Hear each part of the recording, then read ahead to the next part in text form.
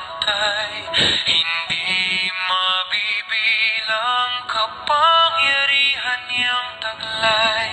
Karapat-dapat lamang na siya'y pupurihin. Luwalhatiin ka, dakilang Panginoon. Sasambahin ka at ang lahat ay luluhod. Ikaw